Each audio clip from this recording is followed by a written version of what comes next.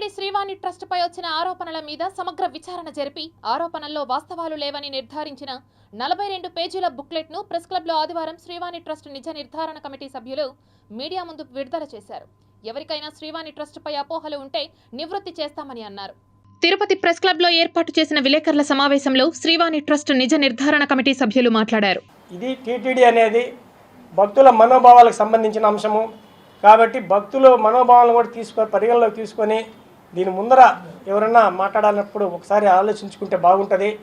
అంతేకాదు వివిధ రంగాల్లో పనిచేస్తున్న వివిధ పత్రికలు మీడియా సాధనాల్లో పనిచేస్తున్న సీనియర్ జర్నలిస్టులు క్షేత్రస్థాయిలో వ్యక్తిగతంగా నేరుగా కూడా పరిశీలించడం జరిగి దాని మీద రూపొందించిన నివేదిక కాబట్టి దీన్ని అందరూ కూడా విశ్వాసంలో తీసుకుంటారనే మేము అనుకుంటున్నాం. కాబట్టి దీన్ని ఎవరన్నా మాట్లాడే ముందు ఒకసారి మాట్లాడి పరిశీలన చేసుకుంటే మాట్లాడితే బాగుంటుందని కమిటీగా మా సూచనను తెలియజేస్తున్నాం. మిగిలినది వారి విచక్షణకే వదులుతున్నాం.